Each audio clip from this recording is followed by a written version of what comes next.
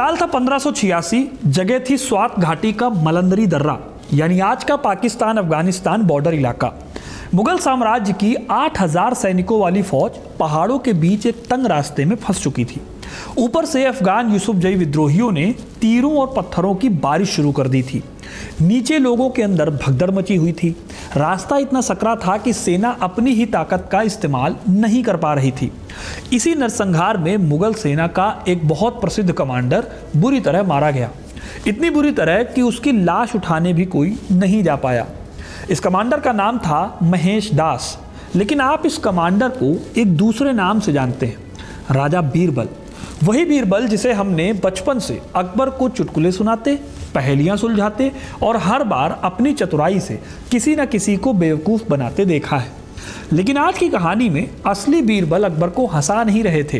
वो मुगल साम्राज्य के सबसे मुश्किल सैनिक अभियानों में से एक में मारे गए थे। जिस दिन ये खबर आगरा पहुंची, बादशाह बुरी तरह टूट गए। अकबर ने कई दिनों तक खाना पीना तक छोड़ दिया। सोचिए, कोई बादशाह किसी कॉमेडियन के मरने पर इतना नहीं टूटता। यहीं पर एक सवाल उठता है, अगर बीरबल सिर्फ अकबर का एक मजाकिया दरबारी था तो उसे इतने खतरनाक मिलिट्री मिशन पर भेजा ही क्यों गया? सवाल यह भी कि असली बीरबल फिर थे कौन? सैनिक कमांडर थे या फिर अकबर के नौरत्नों में से एक? लेकिन इस सवाल का जवाब केवल बीरबल से बड़ा है। बचपन से हमें बताया गया कि अकबर के दरबार में 9 बेहद खास लोग थे। अकबर के नौरत्न बीरबल, तानसेन, राजा टोडरमल, राजा मान सिंह, अबुल फजल, अब्दुल रहीम खान खाना और अलग अलग लोकप्रिय सूचियों में कुछ दूसरे नाम। अकबर के दरबार में 9 ऐसे लोग थे जिन्हें इतिहास आज नौरत्न कहता है। लेकिन क्या अकबर ने सच में अपने दरबार में 9 रत्नों की कोई ऑफिशियल लिस्ट बनाई थी? क्या बीरबल सच में सिर्फ चुटकुले सुनाने वाले मंत्री थे? क्या तानसेन की मौत राग दीपक गाने से हुई थी? क्या मुल्ला दो प्याजा सच में अकबर के दरबार में मौजूद थे? और आखिर इन 9 लोगों का हुआ क्या? इन सारे सवालों के जवाब आज इस वीडियो में मिलेंगे, तो वीडियो को पूरा देखिएगा, क्योंकि अपना इतिहास नहीं जानोगे तो खुद को कैसे पहचानोगे। जब इतिहासकार अकबर के सबसे इंपॉर्टेंट डॉक्यूमेंट्स देखते हैं तो एक अजीब बात सामने आती है। अबुल फजल ने अकबरनामा लिखा, आईने अकबरी लिखी। उन्होंने अकबर के साम्राज्य, उनके दरबार, अधिकारियों, प्रशासन और व्यवस्था को लेकर बहुत ही डिटेल में चीज़ें दर्ज की हैं। लेकिन कहीं किसी ऐसे ऑफिशियल 9 लोगों की टीम का जिक्र नहीं मिलता जिसे अकबर के नौरत्न कहा गया हो। यानी जिन नौरत्नों को हम अकबर के दरबार की सबसे मशहूर पहचान मानते हैं, हो सकता है उस रूप में वो कोई ऑफिशियल नौरत्न थे ही नहीं। तो फिर सवाल है कि अगर नौरत्नों की ऐसी कोई टीम नहीं थी तो जिन लोगों को आज हम नौरत्न कहते हैं वो असल में थे कौन? और उससे भी मज़ेदार सवाल, हमारे दिमाग में अकबर के दरबार की जो तस्वीर बनी वो आई कहाँ से? क्योंकि असली दरबार बच्चों की कहानियों वाले अकबर बीरबल का दरबार था नहीं। वहाँ दोस्ती थी लेकिन दुश्मनी भी थी, वफादारी थी तो साजिश भी थी, कविता और संगीत भी था, लेकिन उसके ठीक बगल में युद्ध और सत्ता की लड़ाई भी चल रही थी। और इस असली दरबार को समझने के लिए हमें उस आदमी को समझना होगा जिसके चारों तरफ ये सारे लोग इकट्ठा हुए थे। नवरत्नों का ये पूरा कॉन्सेप्ट 19वीं सदी में अंग्रेजी छापे खाने से निकली एक लोक कल्पना है। इसे विक्रमादित्य के पुराने मिथक से उठाकर मुगल दरबार पर चिपका दिया गया। इतिहासकार जीएस सरदेसाई ने 1944 में इस पर सबसे पहले सवाल उठाया था। असल मुगल दरबार कोई कवि सम्मेलन नहीं था। ये सत्ता, खून और वर्चस्व की एक क्रूर लड़ाई का अखाड़ा था, जहां वफादारी की कीमत अक्सर जान देकर चुकानी पड़ती थी। यही वो पर्दा है जिसे हम आज एक एक करके हटाने वाले हैं, और साथ ही ये भी समझेंगे कि हर किरदार की असली भूमिका क्या थी, ना कि लोक कथाओं ने उन्हें क्या बना दिया। तो कहानी शुरू होती है 1556 से, जब अकबर सिर्फ 13 साल की उम्र में गद्दी पर बैठे। उस वक्त साम्राज्य बहुत कमज़ोर हालत में था। हुमायूं की मौत के बाद सत्ता का ढांचा डगमगा रहा था और असली सत्ता उसके प्रोटेक्टर बैरम खान के हाथों में थी। जैसे जैसे अकबर बड़ा होता गया, उसे समझ आता गया कि साम्राज्य पर सिर्फ तुरानी ईरानी रईसों और कट्टरपंथी उलेमाओं की पकड़ है, और अगर ये पकड़ तोड़ी नहीं गई तो साम्राज्य कभी मजबूत नहीं हो पाएगा। इसीलिए अकबर ने ताकत का पूरा बैलेंस बदलने की ठानी। इसी वजह से उसने अपने आसपास अलग अलग बैकग्राउंड के ऐसे लोग जमा करने शुरू किए जो कि अकबर की सत्ता को मजबूत बनाने में मदद करने वाले थे। लेकिन इंटरेस्टिंग बात यह है कि इन लोगों की ताकत किसी काल्पनिक नवरत्न क्लब की मेंबरशिप से नहीं आती थी। हर आदमी की अपनी जगह थी। मिसाल के लिए राजा मान सिंह को लेते हैं। लोकप्रिय नवरत्नों की कहानियों में बीरबल और तानसेन जितनी चमक मान सिंह को शायद ही मिलती है, लेकिन अगर सवाल असली सत्ता और असली ताकत का हो तो मान सिंह अकबर के आसपास मौजूद सबसे इंपॉर्टेंट लोगों में से एक थे। आमेर के राजघराने से आने वाले मान सिंह ने डेकेड्स तक अकबर के लिए मिलिट्री अभियान चलाए। उनका रिश्ता अकबर से फैमिली वाला भी था और पॉलिटिकल भी था। आखिर में उन्हें 7,000 का मनसब मिला, जो उस टाइम पर बहुत ही ऊंची पोस्ट होती थी, बहुत बड़ा प्रशासनिक दर्जा होता था ये। यानी असली मुगल दरबार में किसी व्यक्ति की अहमियत इस बात से तय नहीं होती थी कि वो किसी 9 लोगों की लिस्ट में है या फिर नहीं है। सवाल था कि बादशाह उस पर कितना ट्रस्ट करता है, उसके पास कितना बड़ा मनसब है और एम्पायर में उसका असली रोल है क्या। इसके लिए ही बनी थी अकबर की मनसबदारी व्यवस्था, यानी एक ऐसा सिस्टम जिसमें दरबारी का पद और उसकी सैलरी, उसकी योग्यता और उसके पास मौजूद घुड़सवारों के नंबर से तय होता था, ना कि सिर्फ खानदान से। इसी सिस्टम ने राजा मान सिंह और राजा टोडरमल जैसे नॉन मुस्लिम स्ट्रेटजिस्ट को भी साम्राज्य के सबसे ऊंचे पदों तक पहुंचाया। अगर मान सिंह अकबर की तलवार थे तो एक दूसरा आदमी उस तलवार का खर्च निकालने में लगा हुआ था। यही थे राजा टोडरमल। टोडरमल की कहानी में ना चुटकुले मिलेंगे, ना कोई जादुई राग मिलेगा और ना ही कोई बहुत ही सेंसेशनलाइज्ड युद्ध मिलेगा, लेकिन मुगल साम्राज्य को लंबे समय तक चलाने में उनका काम शायद इनमें से किसी से भी कम इम्पोर्टेंट नहीं था। क्योंकि एम्पायर सिर्फ जंग जीतने से नहीं चलते। फौज चाहिए तो पैसा चाहिए, घोड़े चाहिए तो पैसा चाहिए, किले, सड़कें, प्रशासन, ये सब कुछ अगर दुरुस्त चाहिए तो पैसा चाहिए, और ये पैसा आता था ज़मीन से मिलने वाले रेवेन्यू से। टोडरमल से जुड़े रेवेन्यू सिस्टम में ज़मीन की पैमाइश, उसकी प्रोडक्टिविटी और पिछले सालों में हुई पैदावार के बेसिस पर टैक्स तय करने की कोशिश की गई। इससे सरकार को ज़्यादा स्टेबल आमदनी मिल सकती थी। ये व्यवस्था किसानों के लिए हमेशा से आसान नहीं थी। टैक्स का प्रेशर अपनी जगह था, लेकिन राज्य के नज़रिए से इसका महत्व बहुत बड़ा था। तो जिन टोडरमल को हम अक्सर एक मुनीम जैसा किरदार बनाकर छोड़ देते हैं, वो असल में उस आर्थिक मशीनरी से जुड़े हुए थे जिसके बिना अकबर की बड़ी फौज और उसका इतना बड़ा एक्सपेंशन पॉसिबल ही नहीं था। टोडरमल एक खत्री प्रशासक थे। 1580 के दशक में जब्त या दहसाला नाम का एक सिस्टम उन्होंने ही लागू किया। इसमें ज़मीन को उसकी प्रोडक्टिविटी या फर्टिलिटी के हिसाब से बांटा गया, यानी पोलज, परौती, चचर और बंजर, इस तरह की अलग अलग कैटेगरीज बनाई गई और हर कैटेगरी की एवरेज पैदावार 10 साल के डेटा के हिसाब से निकाला गया, ताकि किसी एक साल के सूखे या बाढ़ से टैक्स का पूरा हिसाब बिगड़ न जाए। यहाँ एक इंटरेस्टिंग बात समझिए, आज भी भारत में जो पटवारी सिस्टम चलता है, यानी ज़मीन के रिकॉर्ड, नाप जोख रखने का तरीका, उसकी जड़ें अंग्रेज़ों में नहीं थी, बल्कि इन्हीं टोडरमल के बनाए सिस्टम में मिलती हैं। अब हम आते हैं दोस्तों सबसे जादुई नवरत्न पर, तानसेन पर।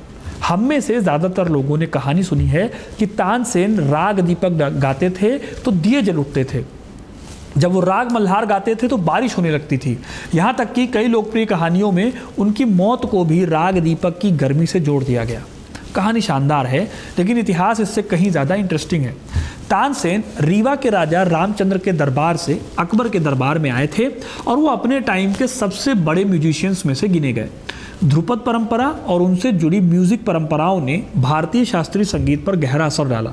यानी तानसेन को महान बनाने के लिए दिए अपने आप जलाने की ज़रूरत ही नहीं है। उनकी असली अचीवमेंट इतनी बड़ी थी कि बाद की लोक कथाओं ने उसमें जादू जोड़ दिया। दरबार में उनकी मौजूदगी सिर्फ एंटरटेनमेंट के लिए नहीं थी, बल्कि अकबर की उस बहुत बड़ी पॉलिसी का हिस्सा थी जिसमें हिंदू और मुस्लिम दोनों परंपराओं की कला को शाही प्रोटेक्शन दिया जाता था। उनकी मौत बुढ़ापे और स्वाभाविक कारणों से हुई, किसी चमत्कारी आग से नहीं। इस फर्क को समझना ज़रूरी है, क्योंकि यही फ़र्क बताता है कि इतिहास और लोक कथा में कितना अंतर है। और यही चीज़ बीरबल के साथ उल्टी दिशा में हुई। तानसेन को कहानी में इंसान से जादूगर बना दिया गया, बीरबल को कहानी में ताकतवर दरबारी से मस्खरा बनाकर रख दिया गया। महेश दास अकबर के बहुत करीबी लोगों में से एक थे। अकबर ने उन्हें राजा की उपाधि दी थी। वो उनकी धार्मिक और वैचारिक चर्चाओं में भी करीब थे और अकबर का उन पर पर्सनल ट्रस्ट था। यही वजह है कि 1586 में जब यूसुफजई कबीलों के खिलाफ अभियान मुश्किल हुआ तो बीरबल को उस मिलिट्री अभियान में भेजा गया, और फिर वही हुआ जिसने हमने कहानी की शुरुआत की थी। मुगल सेना पहाड़ी इलाके में फंस गई। यूसुफजई लड़ाकों ने घात लगाकर हमला किया। मुगलों को भारी नुकसान हुआ और बीरबल वहां पर मारे गए। उनकी लाश तक वापस नहीं लाई जा सकी। अकबर के लिए ये सिर्फ किसी कर्मचारी की मौत नहीं थी, इन्होंने अपने बेहद करीबी आदमी को खोया था।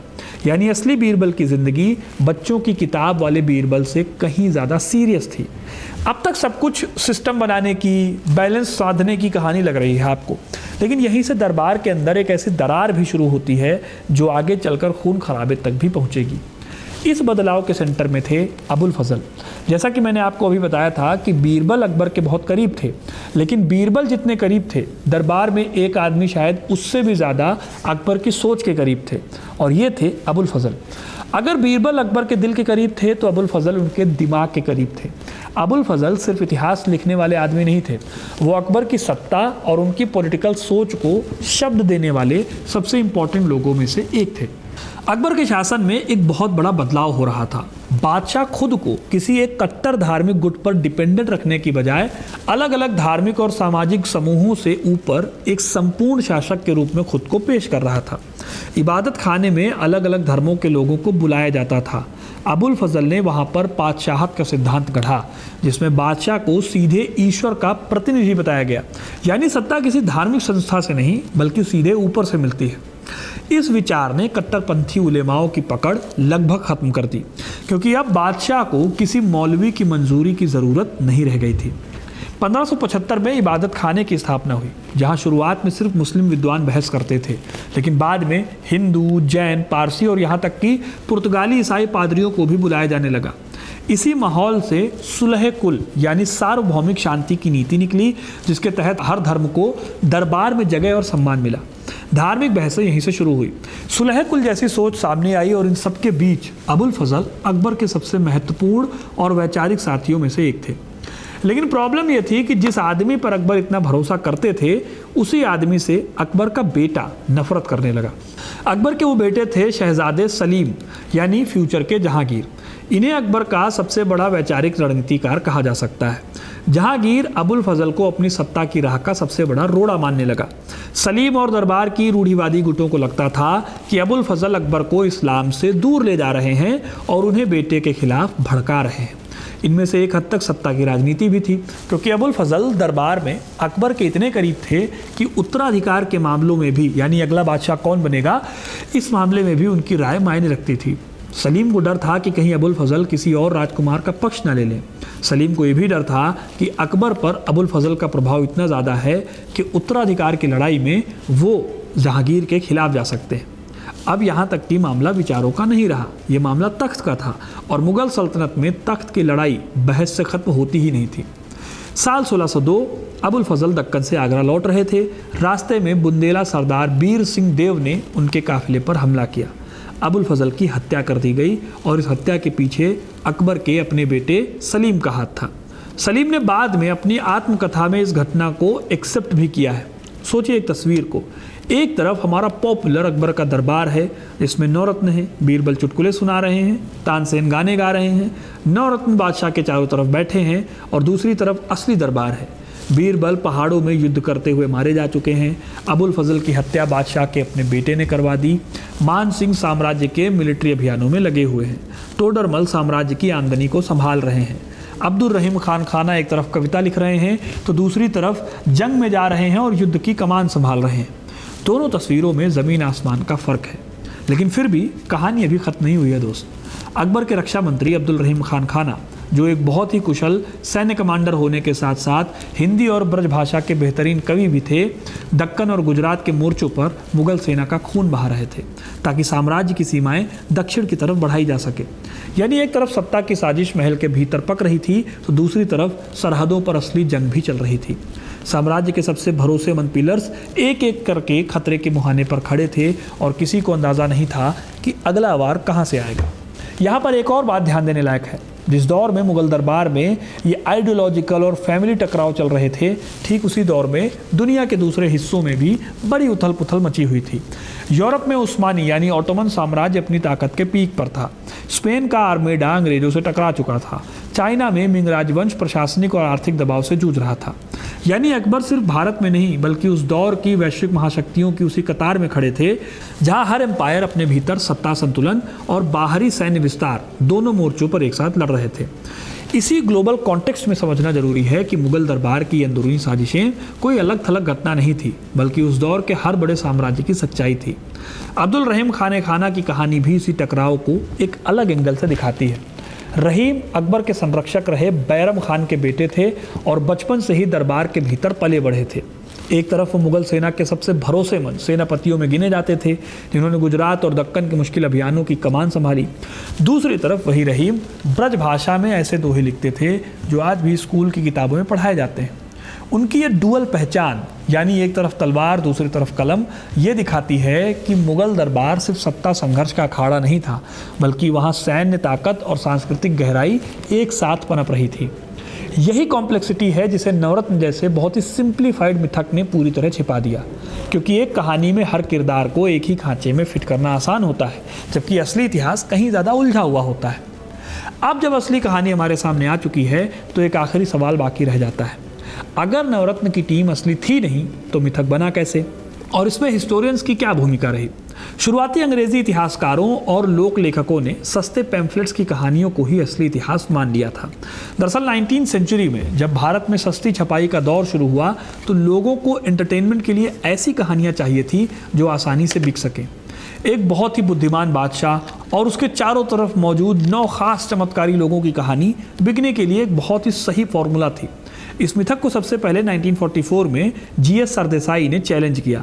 उन्होंने साबित किया कि नवरत्नों की असली लिस्ट असल में उस दौर के इतिहास का हिस्सा नहीं, बल्कि बाद में गढ़ी गई बहुत ही पॉपुलर इमेजिनेशन है। इसके बाद अलीगढ़ स्कूल के इतिहासकारों जैसे कि इरफान हबीब और शिरीन मुसवी ने रूमानी कहानियों को किनारे रखकर टोडरमल की जब्ती सिस्टम, उसके डेटा, उसके मैथमेटिकल पहलुओं को असली ऐतिहासिक योगदान की तरह परखा। यानी इतिहास लेखन की दिशा धीरे धीरे किस्सा गोई से हटकर दस्तावेजी सबूतों की तरफ मुड़ी।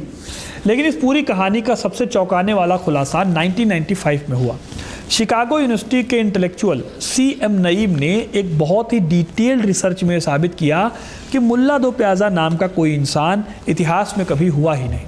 1880 के दशक में जब भारत में छापे खानों का जाल फैलने लगा, उसी दौर में सोशल और कम्युनल पहचानें भी ज़्यादा मजबूत होने लगी। किताबें बेचने के लिए जो ये पॉपुलर राइटर्स थे, इन्होंने एक बहुत ही चालाक हिंदू यानी बीरबल के मुकाबले एक इमेजिनरी रूढ़िवादी मुस्लिम किरदार गढ़ लिया, जिसे नाम दिया गया मुल्ला दो प्याजा। किसी भी मुगल कालीन डॉक्यूमेंट में इस नाम का कोई जिक्र नहीं मिलता। नईम का लॉजिक ये है कि ये किरदार उस दौर की बदलती सामाजिक राजनीतिक फिजा को दिखाता है, जहां हास्य कथाओं का इस्तेमाल भी धीरे धीरे एक कम्युनल आइडेंटिटी गढ़ने के लिए होने लगा। यानी मुल्ला दो प्याजा इतिहास का हिस्सा नहीं, बल्कि 19वीं सेंचुरी की सामाजिक राजनीतिक छपाई बाजार की उपज है। इस पूरी बहस में एक और पहलू है जिस पर बात अक्सर नहीं होती। इतिहासकार आज भी इस बात पर एक मत नहीं है कि दीन इलाही वाकई एक नया धर्म था या फिर दरबार के भीतर एक आचार संहिता, यानी वफादार दरबारियों को आपस में जोड़ने का तरीका। कुछ लोगों का मानना है कि अकबर की धार्मिक सोच का एक्सपेंशन था, जबकि कुछ दूसरे इतिहासकार इसे विशुद्ध रूप से एक पॉलिटिकल औजार मानते हैं, जिसका मकसद दरबार के भीतर एक नई वफादार जमात खड़ी करना था। यहाँ किसी एक नतीजे पर पहुँचना जल्दबाजी होगी, क्योंकि समकालीन स्रोत भी इस पर साफ तस्वीर नहीं देते। यही वजह है कि जिम्मेदार हिस्ट्री राइटिंग में इसे एक खुला सवाल माना जाता है, न कि कोई तय किया हुआ जवाब माना जाता है। तो दोस्तों, अब जब हम पीछे मुड़कर देखते हैं तो एक साफ तस्वीर उभरती है और आपको भी समझ में आ रहा होगा कि बीरबल कोई मस्खरे नहीं, बल्कि एक भरोसेमंद मिलिट्री स्ट्रेटेजिस्ट और अकबर के वैचारिक साथी थे, जंग के मैदान में मारे गए। टोडरमल कोई मामूली मुनीम नहीं थे, बल्कि वो एक ऐसे शख्स थे जिन्होंने आज के भारत के रेवेन्यू सिस्टम की बुनियाद रखी, भले ही उस सिस्टम का बोझ आम किसान को भी उठाना पड़ा हो। तानसेन का जादू किसी चमत्कारी आग में नहीं, बल्कि दशकों तक संगीत साधना में था, और अबुल फजल की मौत किसी दुर्घटना में नहीं, बल्कि सत्ता की एक ठंडी सोची समझी साजिश में हुई, जिसकी जड़ें मुगल उत्तराधिकार की उस परंपरा में थी जो सदियों तक चलती रही। नवरत्न जैसा कोई ऑफिशियल समूह कभी नहीं था, और मुल्ला दो प्याजा जैसा कोई किरदार कभी था ही नहीं, जो हमें सदियों से एक हंसी मजाक भरे दरबार की कहानी की तरह बेचा गया। वो असल में सत्ता, खून और साजिशों से भरी एक बेहद ही सीरियस रियलिटी थी। तो दोस्तों, ये थी कहानी अकबर के दरबार के नवरत्नों की। आपको ये कहानी कैसी लगी कमेंट करके ज़रूर बताइए। वीडियो को लाइक और शेयर करना ना भूलें, और इस इंटरेस्टिंग कहानियों के लिए, इतिहास से जुड़े रहने के लिए हिस्ट्री कनेक्ट को सब्सक्राइब जरूर करें। बहुत बहुत धन्यवाद।